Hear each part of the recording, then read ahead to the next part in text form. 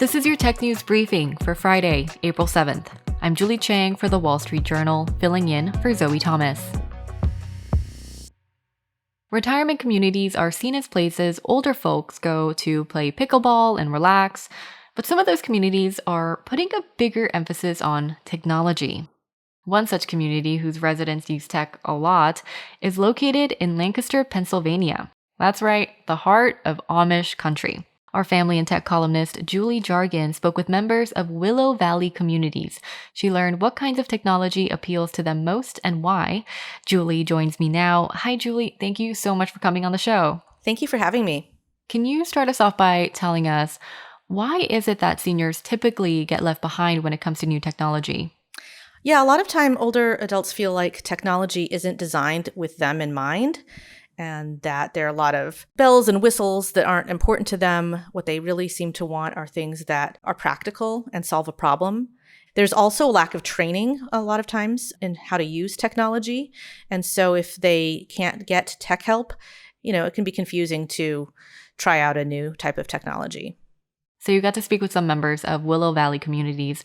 Tell us a little bit about the community itself and what you talked about with the residents. Willow Valley Communities is a 2,600 resident campus, and they have a very active computer club that's led by a fellow resident who volunteers his time to give presentations to fellow members.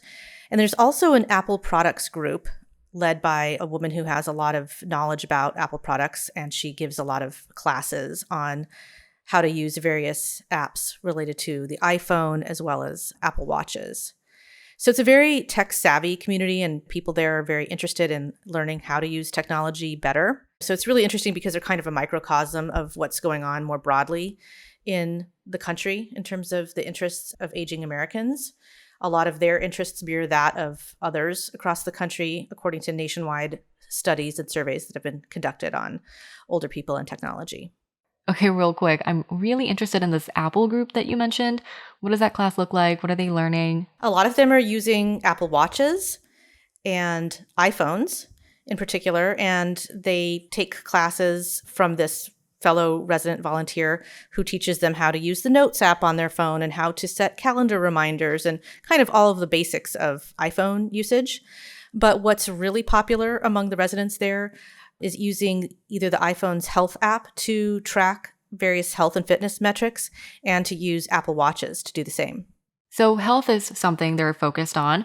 What other tech preferences do seniors have? So in addition to health wearables, the residents of Willow Valley Communities, as well as older Americans more broadly, are very interested in voice-activated home assistants like Amazon Echo. They're also fueling the growth in streaming services with people using different streaming channels for entertainment purposes. They're also very interested in protecting their online security, both protecting their passwords and preventing themselves from being scammed online.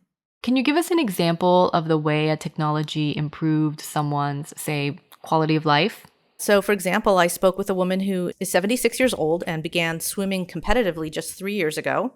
And she uses her Apple Watch to track all aspects of her swimming stats, the number of strokes she takes, her oxygen intake, her heart rate, and also she tracks it during other types of exercise, like walking using the elliptical machine, lifting weights. She also tracks her walking steadiness, which is a feature of the Apple Watch and of the iPhone that help you determine whether you're at risk for having a fall.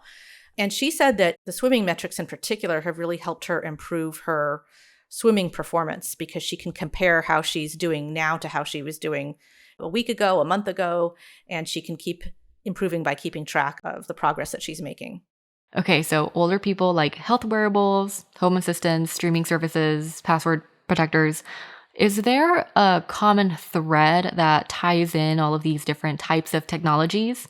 I think the reason that they're attracted to these particular aspects of tech is that they're really interested in tech, not for tech's sake, not to get the latest gadgets and just have fun playing around with them, but they really want technology that will help them solve problems and be practical to them in their daily lives, whether that's tracking their health and fitness metrics or providing entertainment or providing convenience in the case of the home assistants, just an easy way to play music or set a timer. They really want to use tech for practical purposes and also to protect themselves when they're online. All right, that's our family and tech columnist, Julie Jargon. Julie, thank you again for joining us. Thank you for having me. And that is it for Tech News Briefing this week. We have production assistance from Zoe Colkin. Our supervising producer is Melanie Roy. Our executive producer is Chris Zinsley. And I'm your host, Julie Chang, filling in for Zoe Thomas. Thank you for listening and have a great weekend.